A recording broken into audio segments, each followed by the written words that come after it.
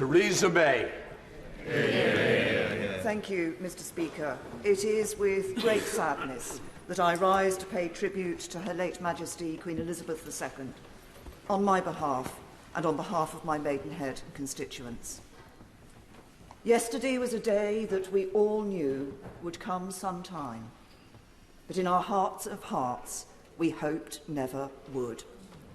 But as we mourn a beloved monarch, we must always remember that she was a mother, a grandmother and a great-grandmother, and my thoughts and prayers are with King Charles III and the whole of the royal family. Amen. And I also remember the close members of her royal household. Queen Elizabeth II was quite simply the most remarkable person I have ever met. I am sometimes asked, among all the world leaders I met, who was the most impressive?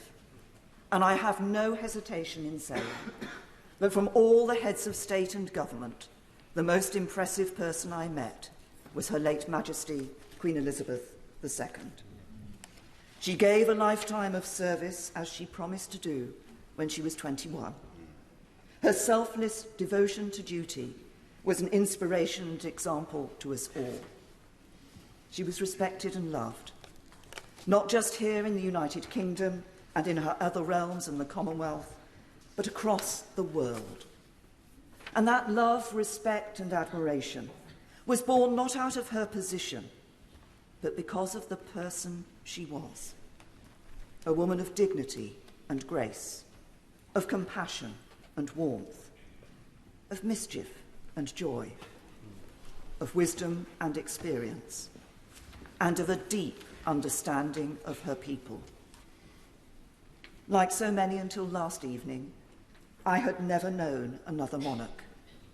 She was a constant throughout our lives, always there for us, uniting us at times of difficulty, and as others have said, most recently during COVID, when she gave us hope that we would once more come together.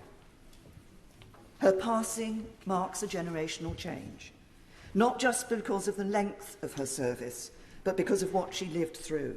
When we marked the 75th anniversary of the D-Day landings in 2019, she was with the world leaders not just as Queen, but as someone who had worn uniform during the Second World War, an experience which, quite apart from anything else, had taught her how to strip an engine. The Queen was always interested in people. When she walked into a room, the faces of those present were lit up, and her magnificent smile would calm nerves and put people at their ease. As I said on her Platinum Jubilee, I saw that at Chogham in 2018, when there was a reception at Windsor before a lunch, and the leaders were gathered and talking amongst themselves, and I knew Her Majesty was going to join the reception, but they didn't. The minute she walked into the room, the sense of love and respect was palpable, and they all turned and they all wanted to speak to her. They loved her and she loved the Commonwealth, and the Commonwealth today is a significant part of her legacy. But I also saw that on other occasions, including on what was one of her last, if not the last, appearance she made in public, when she came to open Thames Hospice in my Maidenhead constituency in July.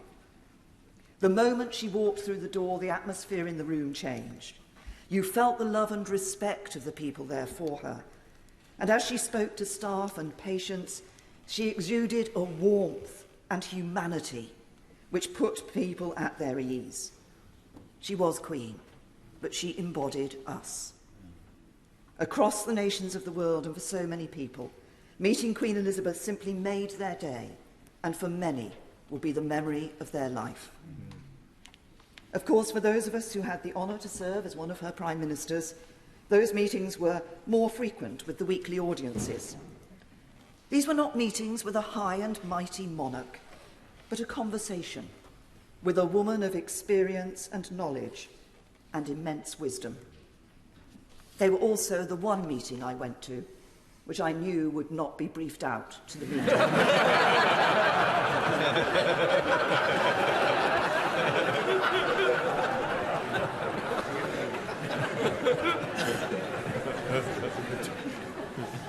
What made those audiences so special was the understanding the Queen had of issues, which came from the work she put into her red boxes, combined with her years of experience. She knew many of the world leaders. In some cases, she had known their fathers. And she was a wise and adroit judge of people. The conversations at the audiences were special, but so were weekends at Balmoral, where the Queen wanted all her guests to enjoy themselves. And she was a thoughtful hostess. She would take an interest in what books were put in your room, and she didn't always expect to be the centre of attention.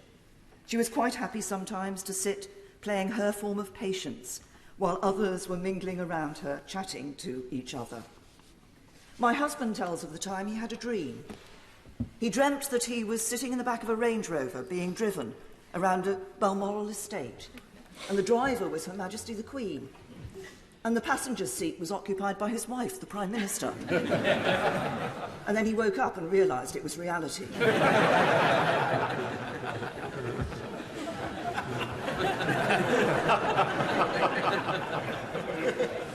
Her Majesty loved the countryside, and she was down to earth and a woman of common sense.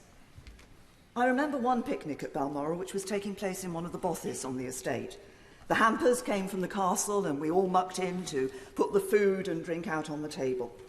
I picked up some cheese, put it on a plate and was transferring it to the table. The cheese fell on the floor. I had a split-second decision to make.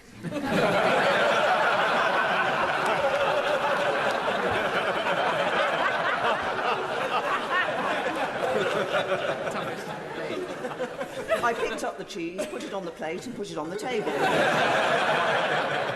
And I turned round to see that my every move had been watched very carefully by Her Majesty the Queen. I looked at her, she looked at me, and she just smiled. And the cheese remained on the table. This is indeed a sad day. But it is also a day of celebration of a life well spent in the service of others. There have been many words of tribute and superlatives used to describe Her late Majesty, Queen Elizabeth II. But these are not hype. They are entirely justified. She was our longest-serving monarch. She was respected around the world. She united our nation in times of trouble. She joined in our celebrations with joy and a mischievous smile. She gave an example to us all of faith, of service, of duty, of dignity, of decency.